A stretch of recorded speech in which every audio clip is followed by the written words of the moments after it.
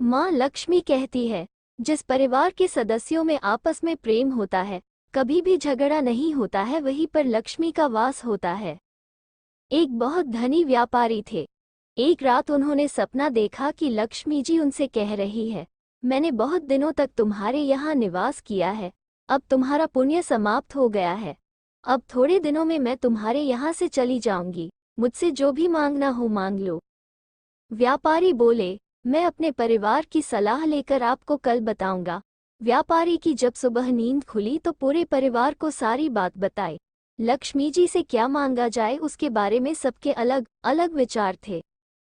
परिवार में कोई कह रहा था कि इतनी धन दौलत मांग लो कि पूरा जीवन आराम से बीत जाए, तो कोई कह रहा था कि जीवन भर के लिए अन्न मांग लो।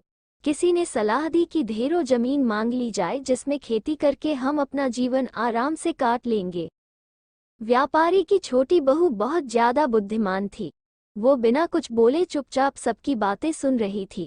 अंततः वो बोली, पिताजी, मेरे हिसाब से धन दौलत और खेती बाड़ी मांगना ठीक नहीं है, क्योंकि यह सब लक्ष्मी जी के साथ ही चला जाएगा।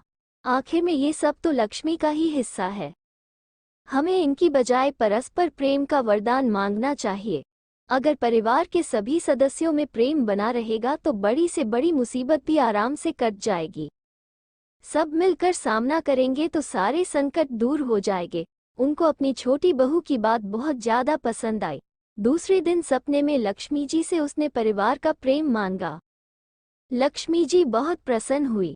उन्होंने कहा, जिस परिवार के सदस्यों में आपस में प्रेम होता है, कभी भी झगड़ा नहीं होता है, वहां से मैं कभी जा ही नहीं सकती। इस तरह उनके घर में लक्ष्मी का वास हमेशा के लिए हो गया। हमें परस्पर प्रेम पूर्वक रहना चाहिए। जिन घरों में आपस में प्रेम नहीं होता है, उन्हें देवता भी पसंद नहीं करते। एक बार स्वयं लक्ष्मी जी ने इंद्र को बताया था कि वे कहाँ निवास करती है।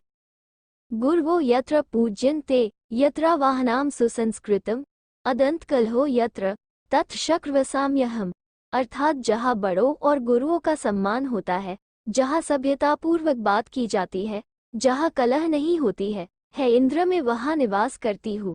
जय लक्ष्मी माता जी की जय। ऐसी ही कहानियाँ सुनने के लिए इस चैनल को सब्सक्राइब करें और बेल आइकन को दबाना न भूलें।